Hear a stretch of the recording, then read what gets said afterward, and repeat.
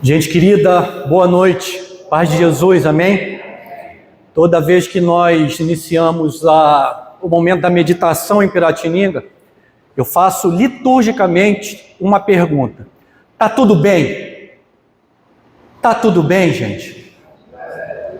E a resposta sempre é afirmativa, não porque as situações estão ótimas, boas, perfeitas. Tá tudo bem porque o Senhor está conosco em todo o tempo.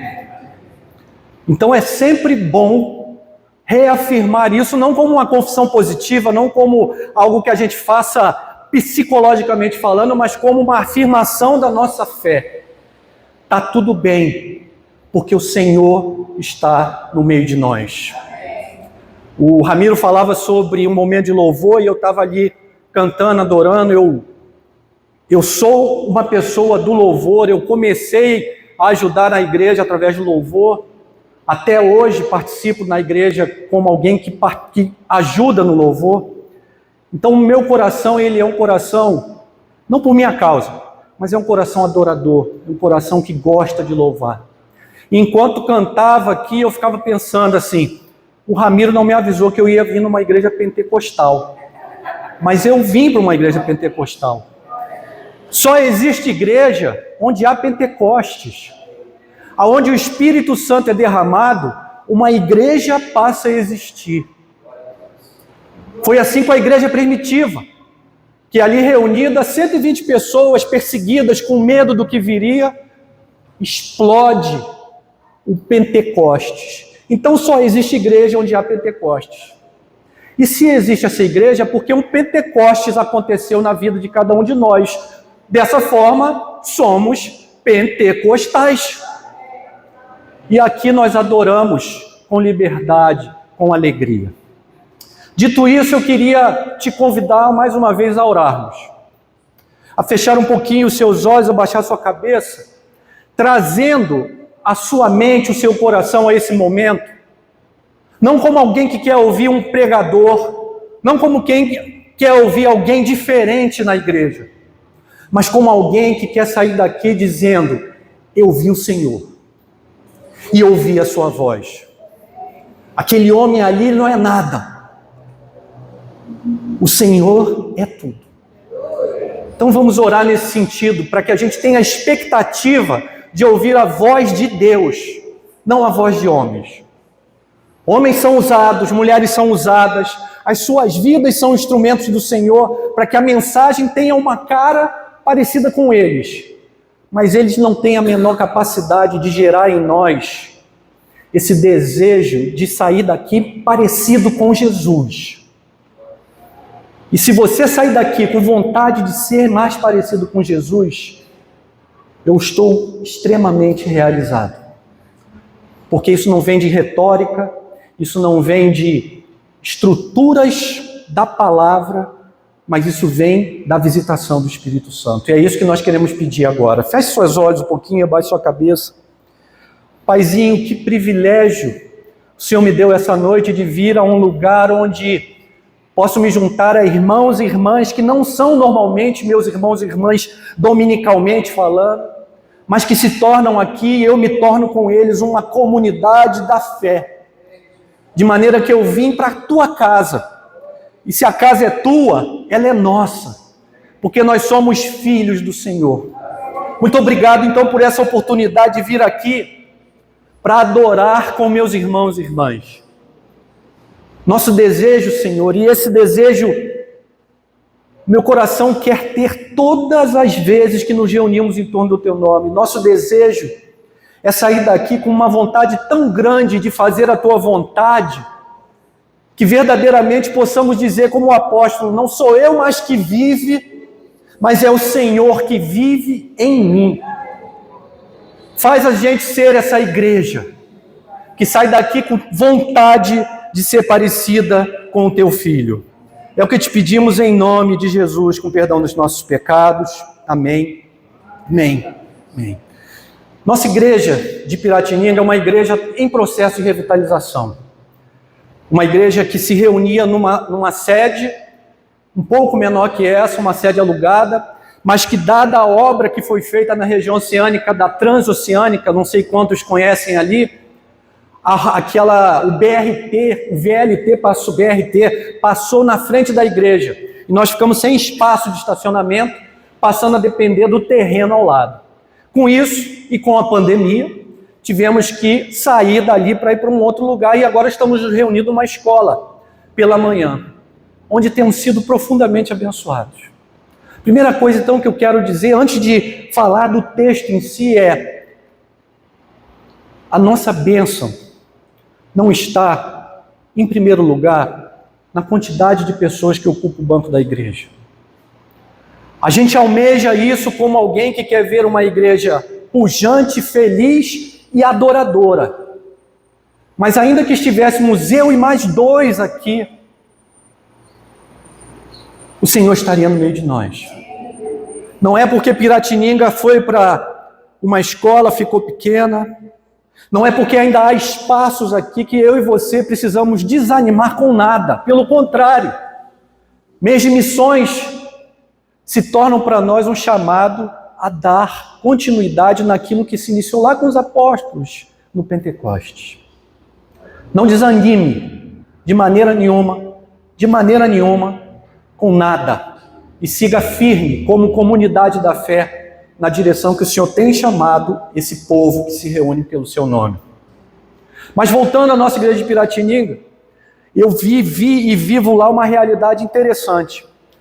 Como nós somos uma igreja que não conseguiu dar continuidade com a juventude, ao nosso redor muitas igrejas com ministérios muito fortes de juventude, a Lagoinha se reúne na frente da gente, logo em seguida a Plena, um pouco mais distante, a igreja oceânica, que já foi uma igreja presbiteriana do nosso presbitério, puxando jovens de todo lado. Então a nossa igreja não conseguiu fazer esse movimento de rejuvenescer. Então hoje somos uma igreja de idosos, ali dos seus 50 anos em diante, 40 e poucos, 50 anos em diante. E a minha experiência, fui ordenado nessa igreja, acabou sendo que eu sei muito mais o que é celebrar o momento de despedida do que um batismo. Se você for olhar o meu ministério, vai ver que eu tive muito mais oportunidade de estar com famílias que se despediam dos seus do que estar com famílias que traziam seus pequeninos para serem batizados. E foi assim essa semana. Um dos fundadores da igreja, o primeiro dos fundadores da igreja, partiu para estar com o Senhor. Presbítero Neel, que foi tesoureiro do nosso presbitério há muitos anos atrás, presbitério de Niterói, da qual essa igreja agora também faz parte. Um homem que amou o Senhor até o fim, partiu para estar com ele. E a gente pôde estar junto ali com a família na quinta-feira para um momento de despedida. E é muito interessante que o ofício fúnebre de um cristão, ele é completamente diferente de um ofício fúnebre de um não cristão. E como eu falei, eu falo isso por experiência de estar com muitos irmãos e suas famílias. Porque é um momento em que há luto, mas há também uma alegria pela vida do servo ou da serva que partiu ali. Nosso irmão Neel não foi só um dos fundadores da igreja, ele foi um dos fundadores do projeto Crescer, ligado à igreja, que atende há anos e anos e anos as famílias carentes da nossa comunidade, com uma creche de contraturno. Neel sempre presente. E agora, aos 82 anos, o Senhor o recolhe para estar com ele. Neel caiu, tomou um tombo, já convivia com o Parkinson, mas feliz com a vida que Deus o permitia ter, mas tomou um tombo da cama. Caiu de rosto no chão da cama. Fraturou uma vértebra, a igreja orando, preocupada com a cirurgia, porque uma das consequências podia ser uma tetraplegia, mas Neel fez a cirurgia, saiu em paz, saiu feliz, começou a se recuperar. O filho dele, que o acompanhava, mandando mensagem diariamente para que a igreja tivesse ciência da evolução, até que um dia a mensagem é: papai vai ser entubado. É a idade. E no dia seguinte a notícia: o Senhor levou o meu pai, o Senhor levou o nosso irmão.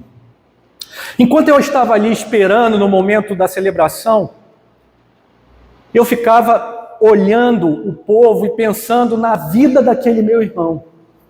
E eu pensava num texto do Evangelho que já tinha sido tema de meditação, e da qual eu já tinha feito algumas anotações, e pensando na vida de Neiel, me voltei a esse texto, que eu quero convidar você a abrir agora, no Evangelho de Marcos, capítulo 8. A minha versão é a Nova Almeida atualizada, mas é muito parecida com a revista atualizada. Marcos, capítulo 8, nós vamos ler a partir do verso 34.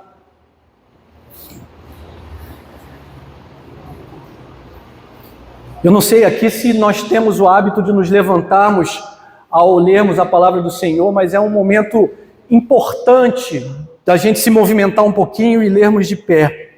Diz assim o texto bíblico, Marcos capítulo 8, a partir do verso 34. Então, convocando a multidão e juntamente os seus discípulos, Jesus lhes disse: se alguém quer vir após mim, negue a si mesmo, tome a sua cruz e siga-me.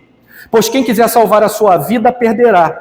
E quem perder a vida por minha causa e por causa do Evangelho, esse a salvará. De que adianta uma pessoa ganhar o mundo inteiro e perder a sua alma? Que daria uma pessoa em troca da sua alma? Pois quem nesta geração adulta e pecadora se envergonhar de mim e de minhas palavras, também o Filho do Homem se envergonhará dele quando vier na glória do seu Pai com os seus santos anjos. Você pode sentar. Jesus está ensinando aqui nesse texto sobre duas vidas, duas opções diante de cada um de nós e diante dos seus discípulos naquele momento, duas possibilidades. E se a gente conectar esse trecho do Evangelho com aquele anterior, um pouquinho antes, da confissão de Pedro, esse texto ainda ganha um contorno maior sobre essas duas vidas. Logo um pouco antes desse texto, Jesus, diz o texto agora no verso 31, você não precisa abrir, mas acompanhe comigo. Jesus começou a ensinar-lhes que era necessário que o Filho do Homem sofresse muitas coisas, fosse rejeitado pelos anciões, pelos principais sacerdotes, pelos escribas, fosse morto e que depois de 3 dias ressuscitasse. E isso ele expunha claramente. Então Pedro, chamando à parte, começou a repreendê-lo. Mas Jesus, voltando-se vendo os seus discípulos, repreendeu Pedro e disse: saia da minha frente, Satanás, porque você não leva em consideração as coisas de Deus, e sim a dos homens. Essa última frase é a conexão para o texto onde Jesus fala sobre duas vidas. Pedro tinha visto sinais espetaculares do Senhor. O capítulo 8 de Marcos, desde o início, traz Jesus fazendo grandes sinais no meio do povo. Jesus multiplica pães pela segunda vez, Jesus cura um cego em Betsaida, Jesus enfrenta os religiosos de sua época, os fariseus, e Pedro vê aquilo ali tudo, De maneira que quando Jesus então pergunta para ele, ainda nesse evangelho de Marcos capítulo 8, quem os homens dizem que eu sou? Alguns dizem que é uns profetas, outros dizem que é um dos profetas que voltou. E quem vocês dizem que eu sou? Pedro, imediatamente, tomado por essa experiência de ver Jesus agindo, diz: tu és o Cristo. Em outro evangelho, Filho do Deus vivo. A partir então desse texto e desses dois textos, eu quero meditar com você essa noite sobre as duas vidas e as suas prioridades. As duas vidas e as suas prioridades. Pedro, então, vendo a realidade daquilo que Jesus fazia, tomado por ânimo, traz a boa confissão, fica animado, exaltado. Mas quando Jesus revela as suas prioridades, Pedro, então, diz o texto, repreende a Jesus. E Jesus, então, diz: você não leva em consideração as coisas de Deus, e sim a dos homens. Quando a gente pensa nessas duas vidas e as suas possibilidades, a primeira coisa que eu creio que esse texto nos mostra é que na vida daqui, a prioridade são os nossos próprios desejos. Na vida de lá, essa vida que Jesus nos convida a viver, a prioridade são os desejos de Deus. Na vida daqui, a prioridade são os nossos desejos. na vida que Jesus nos convida a viver, a prioridade são os desejos de Deus. Sabe o que eu penso que está por trás dessa dupla afirmação de Pedro? Primeiro, confirmando que via Jesus como Cristo, o Messias esperado, e logo em seguida repreendendo Jesus. É porque Pedro, e muito provavelmente a maioria dos discípulos, tinha em mente o Messias rei. Pedro, então, vendo Jesus fazer tantos sinais, deve ter pensado cá consigo: é agora. É agora que nós vamos estar livres do jugo romano. É agora que Israel vai voltar a ser o grande reino, como foi na época de Davi. É agora, é agora. A gente tende a pensar que os discípulos estavam cegos, olhando daqui para lá. Como assim? Mas se eu e você tivermos um pouquinho de calma e de empatia e nos colocarmos ali naquele lugar, a gente vai entender por que era assim. Se estivéssemos lá, vivendo sob o jugo romano, que se traduzia em pesados impostos sobre o povo, impostos esses que empobreciam a população, talvez eu e você desejássemos a mesma coisa. Talvez eu e você tivéssemos a mesma visão daquele homem que se levantava para fazer grandes sinais. Se eu e você, além disso, fôssemos judeus fiéis naquela época, nós estaríamos sábado após sábado no templo e nas sinagogas, sendo ensinados pelos mesmos mestres da lei, fariseus, saduceus, e a quem Jesus enfrentava, sendo ensinados que o Messias seria esse rei. Pedro não tirou isso do nada. Aqueles discípulos não tiraram do nada essa expectativa do Messias rei. Eles foram ensinados sábado após sábado. Sábado após sábado. Não sei vocês, mas eu vejo muita semelhança com o estado da nossa igreja, não igreja específica, mas a igreja de Jesus nos nossos dias. Muita gente vivendo vidas difíceis e encontrando na igreja um discurso que atenua essa realidade e tenta vender uma realidade que nada tem a ver com o reino e a vida que Jesus está falando. Esse reino, essa vida, ela é tão diferente, ela é tão transformadora dos nossos desejos, que Jesus trata a entrada nessa vida como um novo nascimento. Não era uma manifestação de interesse em ser cidadão de um novo país. Não era apenas o desejo de viver uma realidade política diferente, uma organização diferente, mas era um novo nascimento. A transformação era tão grande que Jesus então não tem outra opção a não ser usar. É necessário que vocês nasçam de novo. Nesse sentido, então, o que Jesus propõe a Pedro é uma vida onde os desejos de Deus são prioridades, porque os nossos desejos foram transformados por Ele mesmo nos seus próprios desejos. É nesse sentido que Jesus ensina em Mateus capítulo 6, na oração do Pai Nosso: venha o teu reino, seja feita a tua vontade. A tua vontade. A vontade de Deus, não a nossa vontade. Essa morte para os desejos, para os nossos desejos, também é usada por Jesus aqui. Se alguém quer vir após mim, negue a si mesmo, tome a sua cruz e siga-me.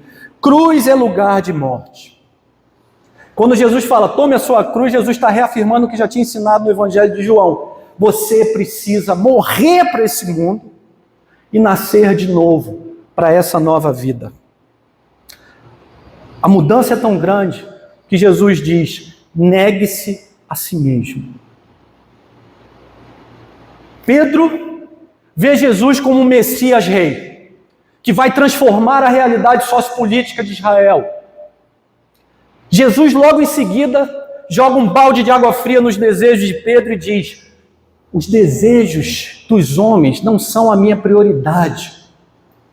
O meu evangelho, a vida que eu estou a propor, ela não passa pelo poder temporal, mas ela passa por um poder que vai além do tempo. E é um poder que transforma as vidas. Jesus está então nos ensinando sobre as duas vidas e suas possibilidades. Primeira coisa que a gente vê é que uma vida, essa que nós estamos acostumados a viver, prioriza os nossos desejos. A vida que Jesus nos convida a viver, a vida que Ele convidou Pedro a viver ali, priorizava os desejos de Deus. Ainda que os desejos de Deus não fossem facilmente entendidos pelos discípulos. Mas há um segundo ponto, há uma segunda diferença que eu percebo aqui. No reino de cá, a prioridade estão nas coisas, as prioridades são as coisas. No reino de lá, a prioridade são as pessoas.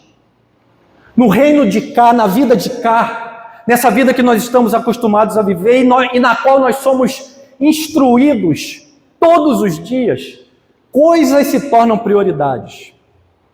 A vida que Jesus convidou Pedro, os discípulos, e que convida a mim e a você a vivermos, prioriza as pessoas. E aqui eu quero desafiar você a me acompanhar numa pequena digressão sobre a história da igreja e a própria história da humanidade. Eu creio que em algum momento na história, a igreja se acomodou ao mundo. A igreja se acomodou e acomodou a mensagem de Jesus ao mundo. Uma mensagem que era tão revolucionária que levou Jesus para a cruz. Deixa eu colocar uma pulguinha atrás da tua orelha. O que levou Jesus à cruz não foi o fato dele se dizer filho de Deus. Se a mensagem de Jesus estivesse restrita a isso, os teólogos dos seus dias teriam dado um jeito de mudar aquilo, teriam ensinado o povo, sábado após sábado, de que aquele homem era um farsante. E não teriam se preocupado com Jesus. Mas a mensagem de Jesus começa com isso, mas não para nisso, ela continua. Jesus, no início do seu ministério, vai à sinagoga, já famoso, os líderes da sinagoga oferecem a palavra a Jesus. Jesus abre no livro de Isaías e diz: o Espírito do Senhor Deus está sobre mim, porque o Senhor me ungiu a pregar boas novas aos quebrantados, e enviou-me a curar os quebrantados de coração, e a proclamar o ano aceitável do Senhor. Ano aceitável tinha um significado muito claro e específico para aqueles que o ouviram. Era um ano em que as dívidas eram perdoadas, era um ano em que os escravos eram libertos, era um ano de transformação na sociedade de Israel. As famílias que erraram, se tornaram escravas dos seus próprios irmãos, eram libertas. Aqueles que precisaram vender tudo e ficar sem nada, recebiam de volta as suas posses. Esse era um ano aceitável de Jesus. A questão religiosa, então, foi apenas uma desculpa teológica para levar Jesus à cruz, para convencer o povo. Além disso, se usou uma desculpa sociopolítica ao afirmar para Pilatos: ele diz que é o rei dos judeus e só pode haver um rei, que é César. Isso tudo é teologia. Assim como nós tivemos teologia a defender a escravidão, é possível que teologias façam coisas com a gente. Mas isso era só uma fachada. O que Jesus veio fazer, e a sua mensagem plena, era afirmar que a libertação viria para todos. E uma libertação que era muito além de uma libertação temporal de um império. Mas era uma libertação que trataria qualquer outra dominação em qualquer outra época. Jesus vem pregar uma mensagem de humanidade restaurada à imagem do Senhor. E era uma libertação para todos. não apenas para os líderes da sinagoga, não apenas para os chefes, não apenas para aqueles que, mesmo no domínio romano, desfrutavam de uma vida boa, abastada, porque se associaram ao império da sua época. A mudança que Jesus prega era uma mudança social enorme, porque quebra as hierarquias sociais. O que levou Jesus à cruz foi colocar em xeque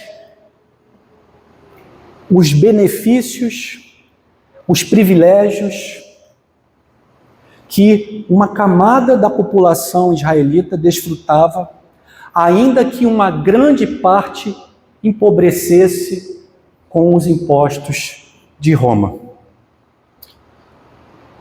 Essa mudança faria com que a religião trabalhasse pelas pessoas e não as pessoas para a religião.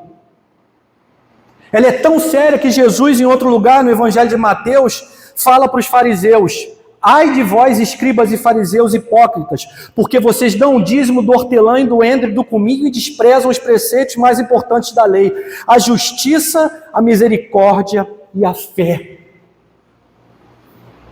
Isso levou Jesus à cruz. Uma transformação que colocava a religião como serva das pessoas, tirando as pessoas, talvez, do pior domínio que pode existir, que é o domínio da religião. Essa mensagem levou Jesus à cruz. A crítica da religião organizada levou Jesus à cruz.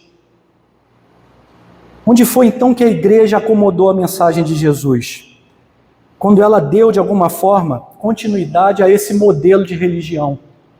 Quando ela deixou de ser a igreja dos lares, a igreja do Pentecostes, a igreja que cuidavam dos órfãos e das viúvas, a igreja que se associava aos mais abandonados de seus dias e se tornou a igreja das grandes catedrais. Quando o imperador torna o cristianismo a religião oficial do Estado, a igreja precisa acomodar essa mensagem transformadora para que ela possa, então, ser a igreja do Estado. Porque se eu e você priorizamos pessoas, e se nós priorizamos as suas vidas, nós não podemos conviver com as estruturas sociais que as mantêm reféns. É isso que Jesus trouxe de revolução. Se eu priorizo as pessoas, eu não consigo conviver com estruturas sociais, políticas ou do que for, que mantenham essas pessoas reféns de uma vida dura. Deixa eu fazer uma digressão na digressão. Acho que a igreja daqui ainda não estava no presbitério de Niterói. Não estava, então o João não deve ter ciência disso. Mas em 2019, minha esposa foi diagnosticada com câncer de mama. Logo no início do ano, em fevereiro, fez a mastectomia, retirou todo o tumor e entrou numa quimioterapia que adentrou a pandemia. Quando começou a pandemia, nós ficamos apavorados porque Ana, fazendo quimioterapia, precisava se deslocar até a clínica e a imunidade dela ia lá no pé. Mas uma das coisas que, e é interessante isso, né, como uma percepção mais plena da finitude nos leva a viver, é que Ana entendeu que a vida dela não tinha acabado. Ana, minha esposa, hoje tem 57 anos e está para terminar uma faculdade de psicologia. Ela já era formada em letras, português e inglês.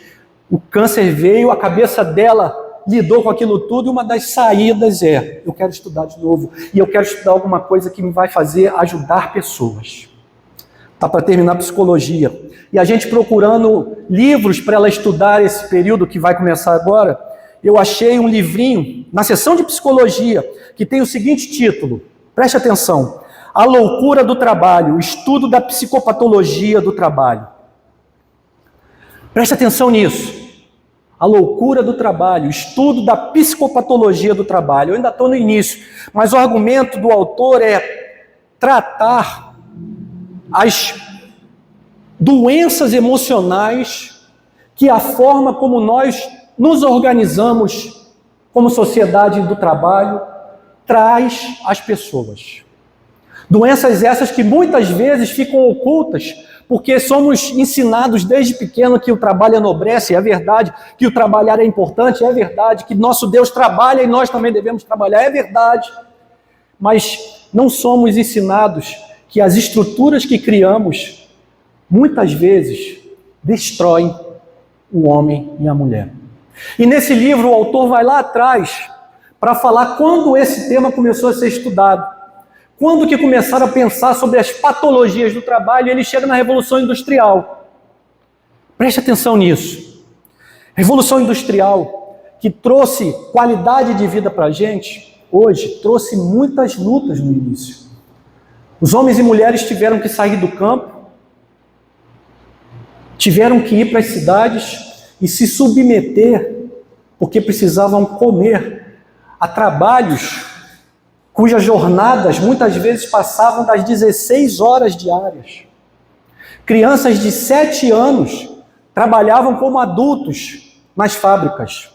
Há casos relatados, segundo esse autor, de que crianças de 3 anos foram vistas trabalhando nas fábricas, nas indústrias.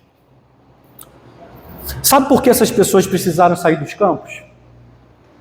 Porque os poderosos cercaram os campos. Um outro autor vai dizer que uma das invenções mais importantes da história da humanidade, sabe qual é? Não é a penicilina, ainda que ela seja importante, não é a vacina contra pólio, não é nada disso. É o arame farpado.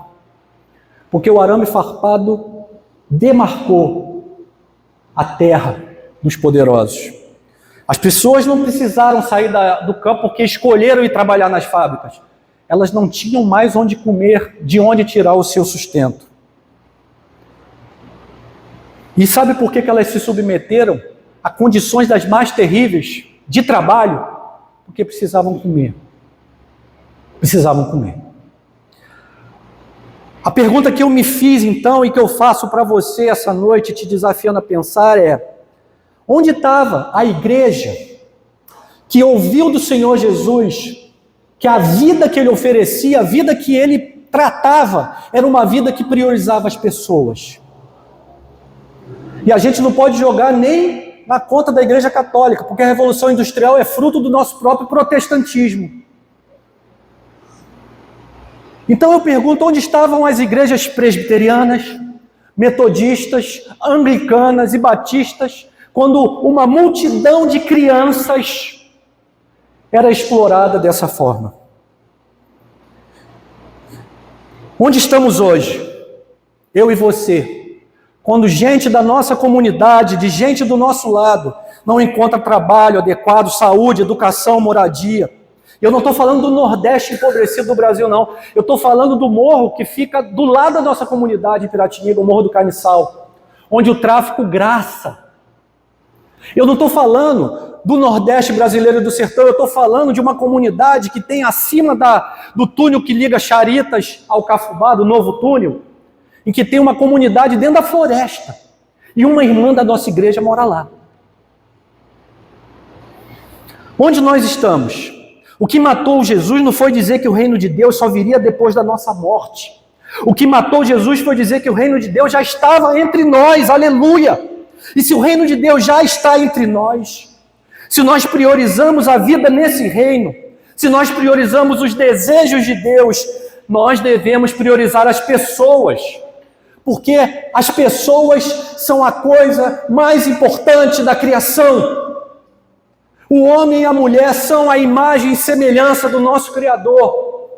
E se tem algo que importa nessa terra, no mundo, são as pessoas. Para elas, eu e você, fomos vocacionados a irmos.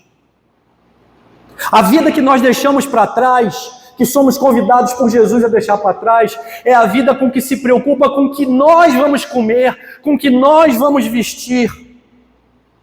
A vida do reino, que se preocupa com as pessoas, ela se preocupa com o que as pessoas vão comer, com o que as pessoas vão vestir, como elas vão viver. Ah, meu irmão, minha irmã, onde investimos o tempo e a energia em ambas essas vidas? Na vida conforme o mundo, nós investimos tempo e energia nas coisas.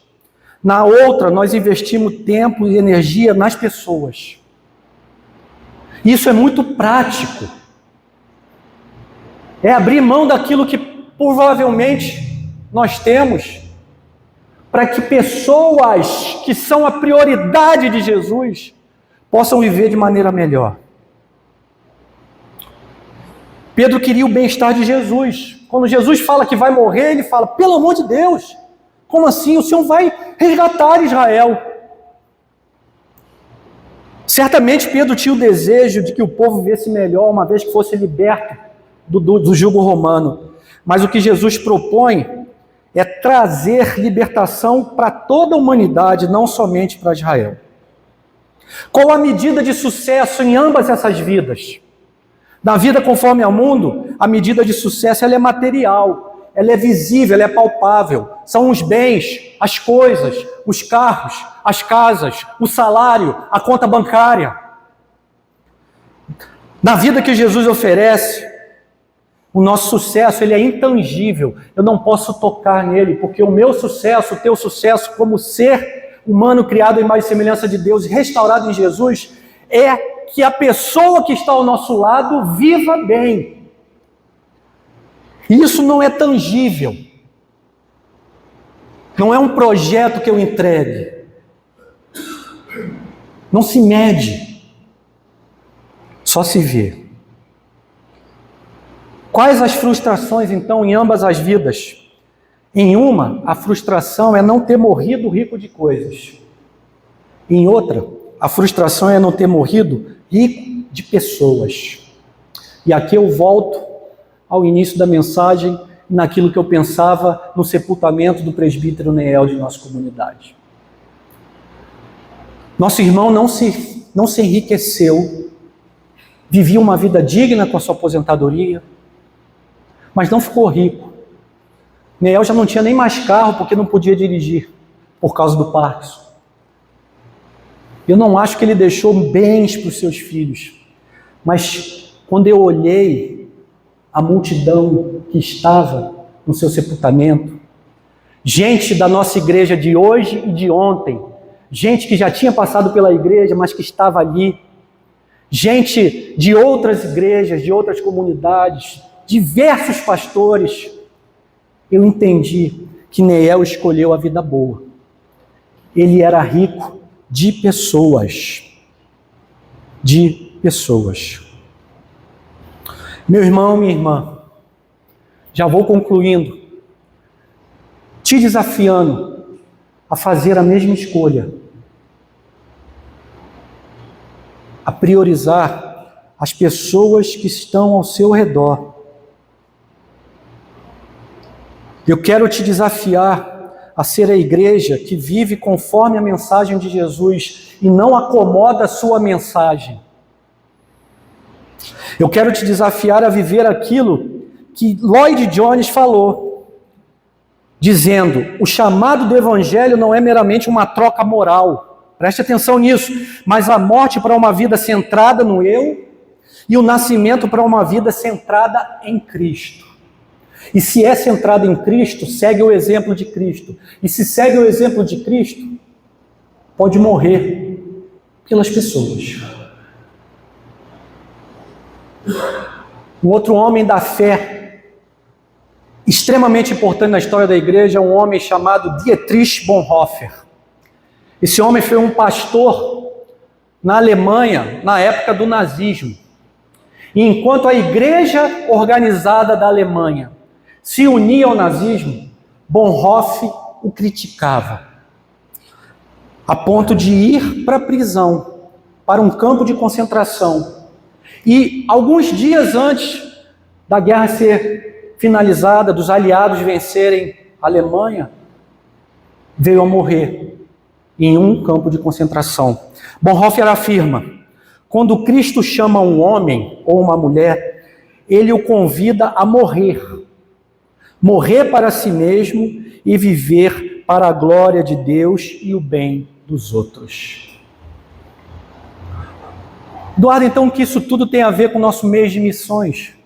Do ponto de vista, tudo.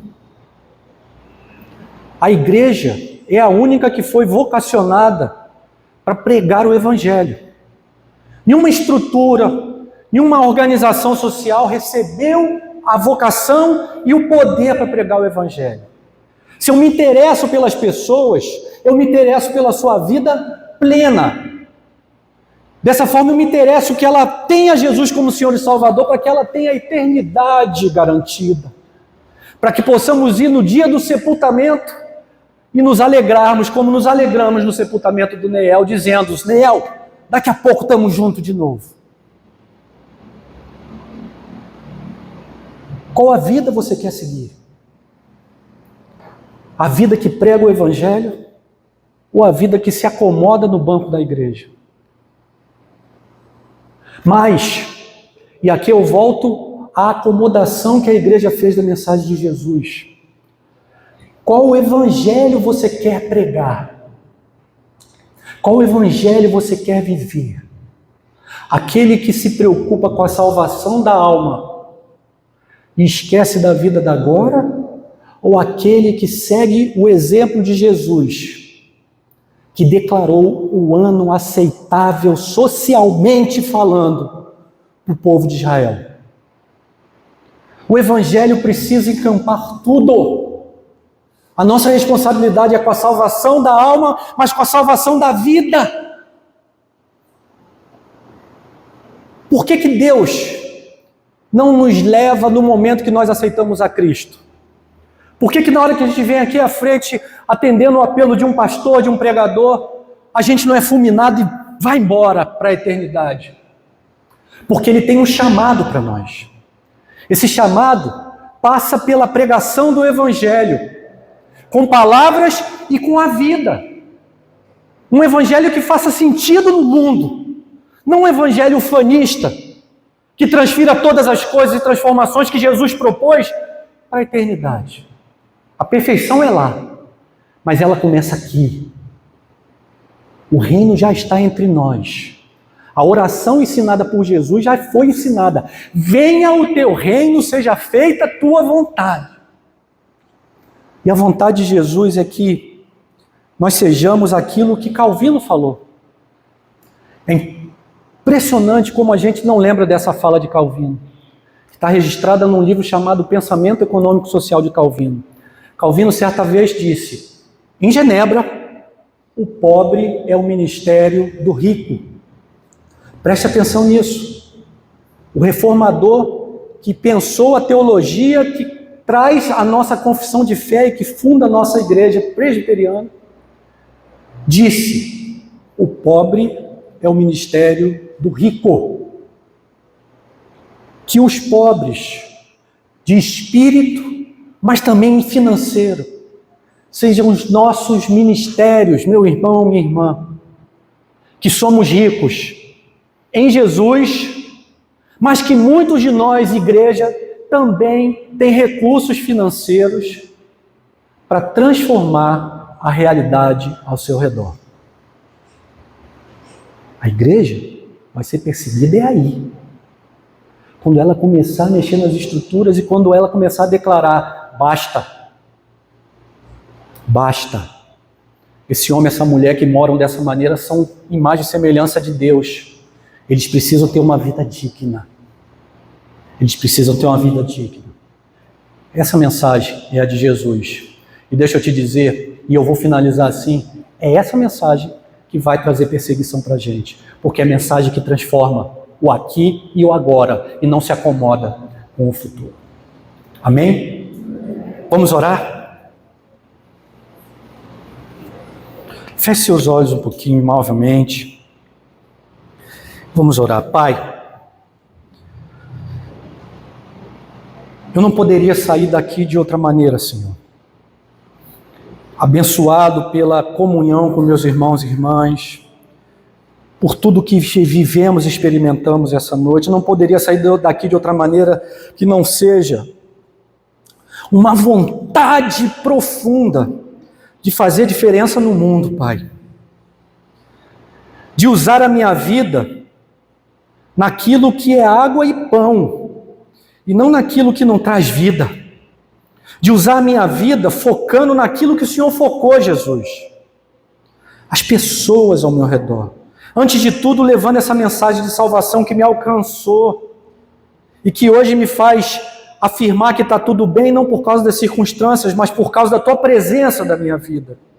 Mas junto com isso, a partir disso e por causa disso, tendo me transformado um pouquinho que seja a semelhança do Senhor Jesus, quero viver uma vida em que a mensagem alcance a vida do outro, toda ela, toda ela, toda ela, Senhor.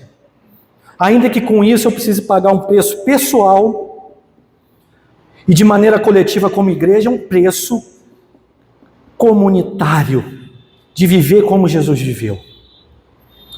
Visita então essa comunidade, Senhor, despertando-a para esse ministério, para uma missão que transforma a vida do futuro, mas começa a transformar a vida do aqui e do agora, vivendo o Evangelho na sua plenitude, pregando o Evangelho na sua plenitude e com isso se tornando ministro do Senhor, ministra do Senhor, aonde o Senhor nos enviar.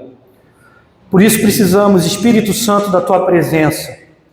Nos faz então cada vez mais pentecostais, enche-nos da tua graça, da tua misericórdia, do teu poder, para que nós possamos desejar essa vida, para que possamos viver essa realidade, ainda que contra nós os nossos desejos, mas vivendo os teus desejos e as tuas prioridades, Senhor Jesus, aleluia, aleluia, e não deixa a gente descansar, enquanto não vivermos essa realidade, até aquele dia, em que quando estivermos juntos, aí sim, plenitude será alcançada, mas uma plenitude que viveu a vida inteira, aqui e agora, semeando essa plenitude. Em nome de Jesus, com perdão dos nossos pecados. Amém. Amém.